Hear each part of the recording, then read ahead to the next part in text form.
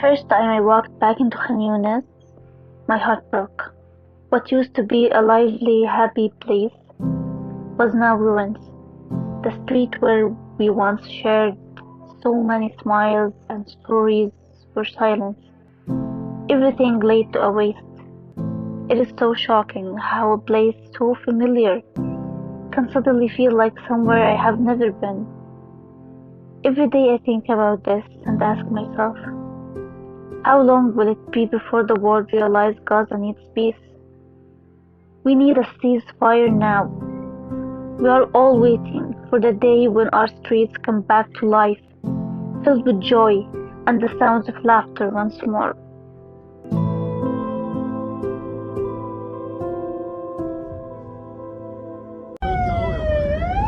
A dangerous task for ambulance crews driving through the streets in Rafah to reach the injured.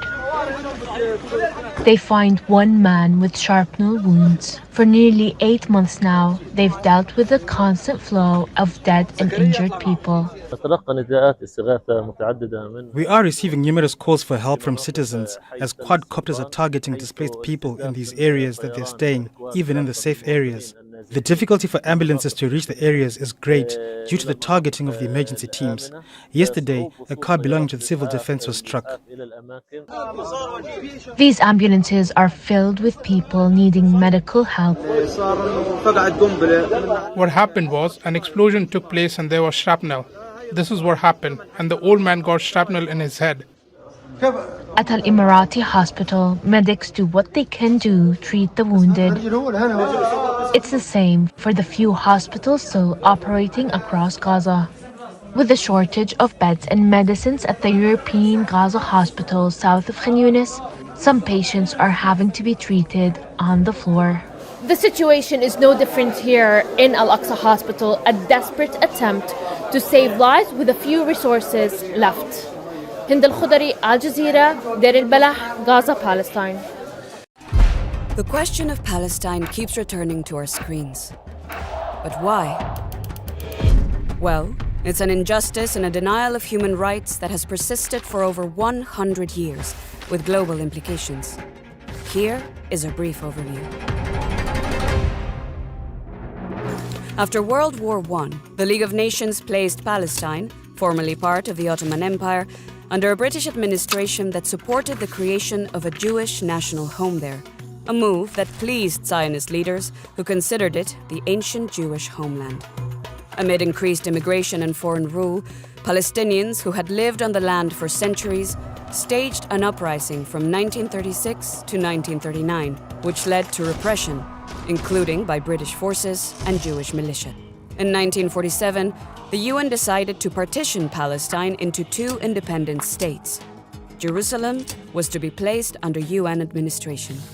However, Israel declared independence in 1948 and captured much more of Palestine than the partition plan allocated, except for the West Bank, including East Jerusalem, held by Jordan, and the Gaza Strip, held by Egypt.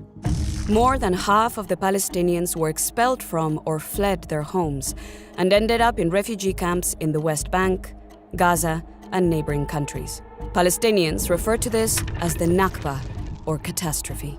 They remain refugees to this day, mostly relying on the UN Palestine Refugee Agency, which was created specifically for this case.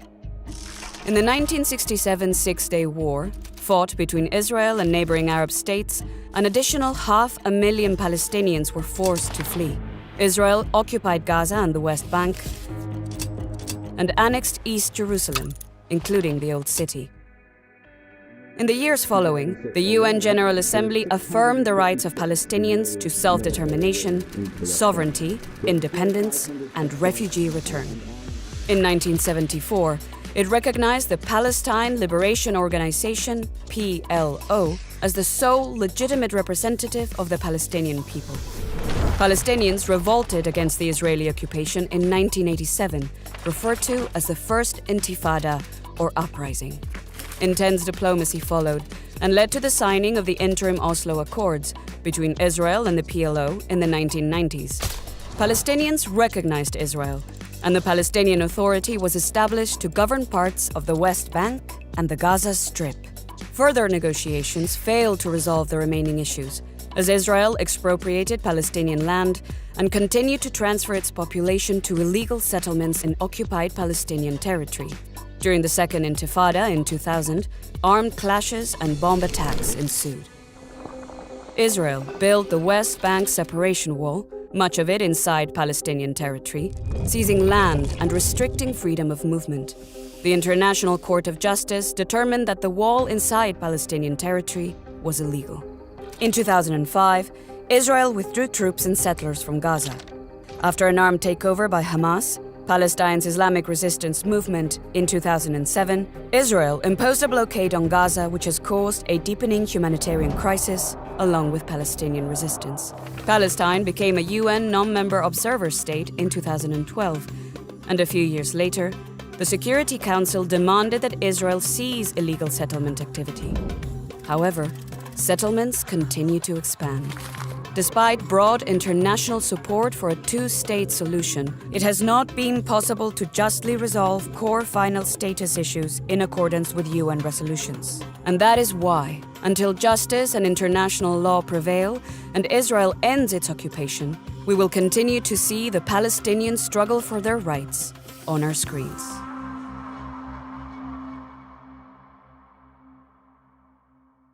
There are three key ingredients to deliver humanitarian aid: reliable and predictable supply chains, safe humanitarian access, and the ability to reach those in need wherever they are. Gaza has none of these. Instead, what happened in Gaza is that it was quickly placed under siege with three key ingredients for a major humanitarian catastrophe. These are closed crossings, no water, and no electricity. As Israeli ground and air operations intensified, and as the humanitarian situation worsened, aid agencies were left with insurmountable challenges. And today, the humanitarian operation is on its knees. The quickest way to deliver aid to the desperate families in the north of Gaza would be through Ashdod port. But a political decision has been taken for no aid to enter Gaza from Israel. And so the aid has to navigate a brutal obstacle course. Aid is offloaded in Port Said, Egypt, then it's taken to warehouses in Al Arish. It gets screened there, and then it goes to the Netzana border crossing in Israel. There it's screened again before being sent back to Egypt, this time to Rafah. And from Rafah, it enters Gaza. If the aid is traveling with UN convoys, it goes from Al Arish in Egypt to Kerem Shalom in Israel before going to Gaza.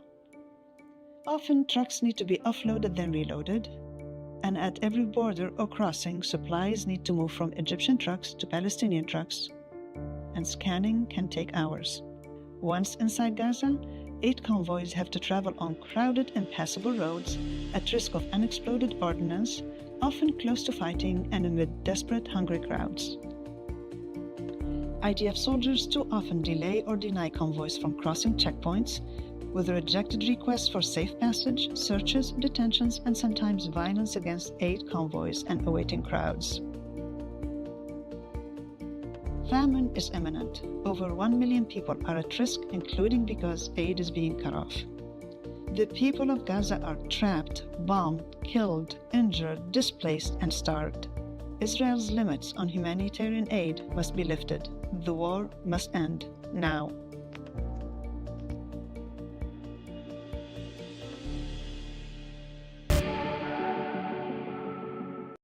Jordan, Turkey, Tunisia, Egypt, Pakistan, the United Kingdom, France, the United States. All of these countries are witnessing massive protests. And most of these protesters have the same war cry: Free Palestine. Free, free Palestine! You are hiding genocide! Free, free Palestine! Free, free Palestine! What do we want? Justice! When do we want it? Now! If we don't get it, shame on you! Shame on you! Ever since the war broke out, there's been a lot of talk about Palestine, about Palestinians, about the Palestinian cause. But what exactly is Palestine? How many people live there? Who rules Palestine? And what do the people of Palestine want? Hello and welcome. I'm Palki Sharma, and on this show, we'll try to read between the lines, the stated and the unstated, the obvious and the hidden, to bring you the full story.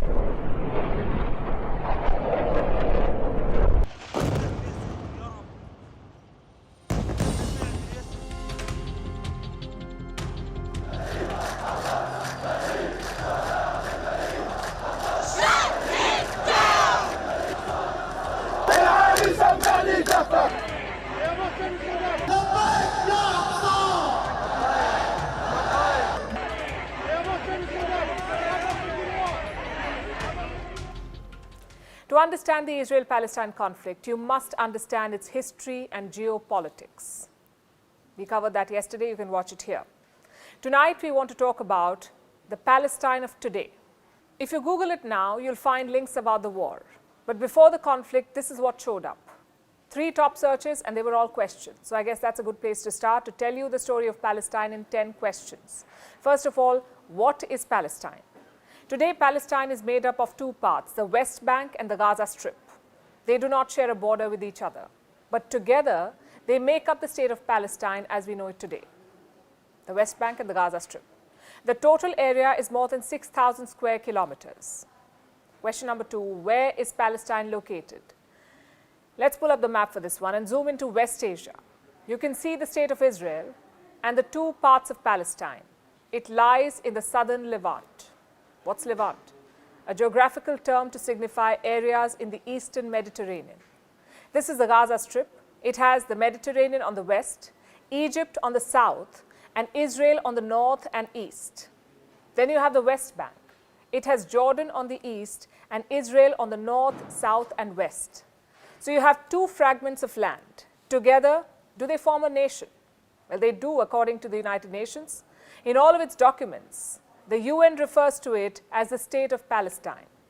Plus 139 countries recognize Palestine as a nation.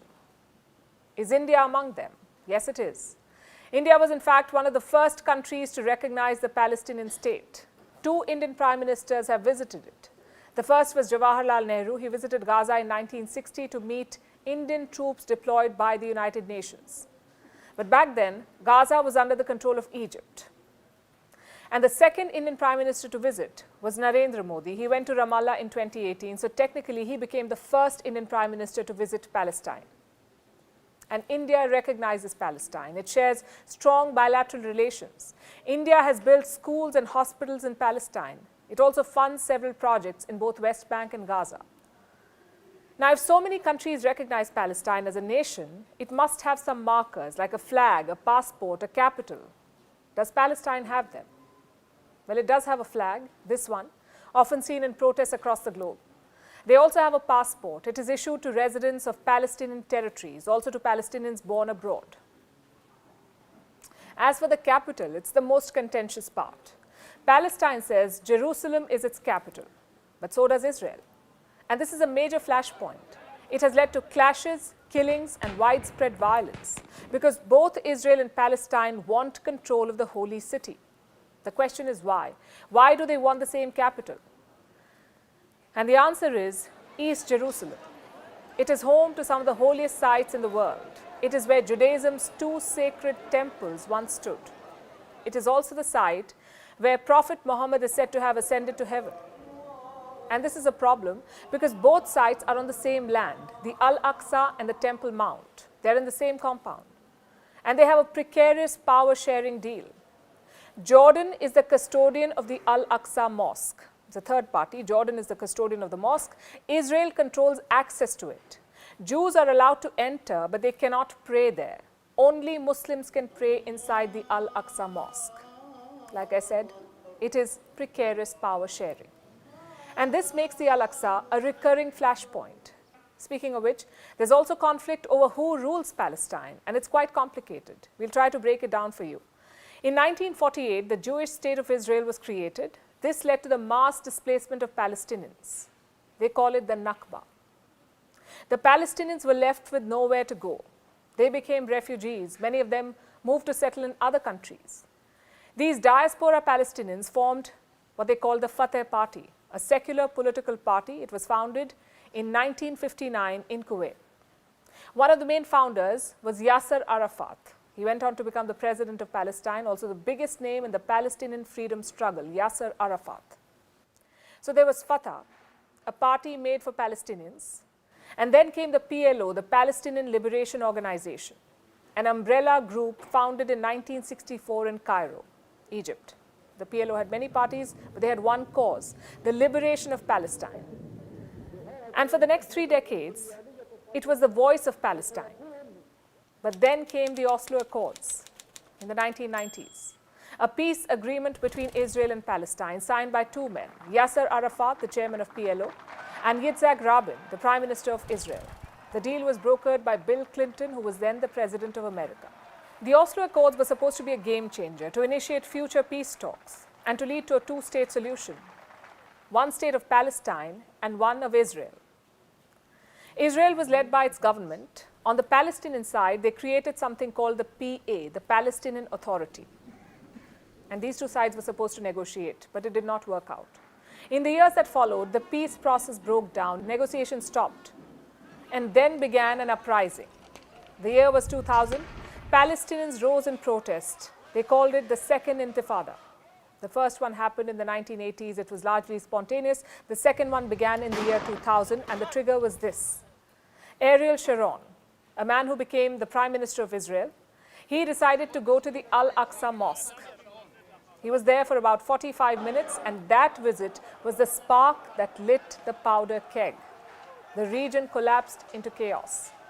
There were protests, rocket attacks, and suicide bombings. The Palestinian Authority refused to rein in its people, and Israel hit back with force. In the end, 1,000 Israelis and 3,200 Palestinians were killed. The Second Intifada was the final nail in the coffin of the peace process. Israel's focus shifted from peace to its own security. On the Palestinian side, Yasser Arafat died. The year was 2004. And the man who took over was Mahmoud Abbas. He's still the president of Palestine. Their last election was held in the year 2006, and it split Palestine into 2 political parts. The West Bank went to the PA, the Palestinian Authority, but Gaza was a different story. In Gaza, Hamas won the election. Now, what was Hamas? It started as an Islamic resistance movement. It was formed in 1987 during the First Intifada, as an offshoot of the Muslim Brotherhood in Egypt. Now, unlike the PA, Hamas did not accept Israeli statehood. It also vehemently opposed the Oslo Accords. And here's the fun fact. For a while, Israel backed Hamas. They supported it to weaken the Palestinian Authority, and it worked for them then. The people of Gaza voted for Hamas. The Palestinian Authority tried to thrash out a power-sharing agreement, but it did not work. Factional fighting broke out, many people were killed. In the end, they decided Hamas would rule Gaza and the PA would control the West Bank. So 1 state, 2 rulers, and a whole lot of confusion. You see, many countries do not recognize Hamas. Others have designated them as a terrorist organization. So when they talk to Palestine, they talk to the PA and Mahmoud Abbas. And that means Gazans have no effective representation. Which brings us to question 9. How many people are we talking about? There are some 5.3 million Palestinians, 3.1 million in the West Bank and 2.2 million in the Gaza Strip. And then they have the diaspora. More than 6 million Palestinians live around the world. What do all these people want? That's question 10 for you. They want a free Palestine. But what does that mean? What does free Palestine mean? Palestinians say they've been living under Israeli occupation since 1967. They have limited control over their own affairs. From their jobs to their travel, everything is controlled by Israel. Their economy depends on Israel. So does food and aid. In Gaza, even electricity and water supply is controlled by Israel. Palestinians do not want that. Unfortunately for them, when a terrorist group claims to espouse their cause and use Gazans as human shields, their chances shrink further.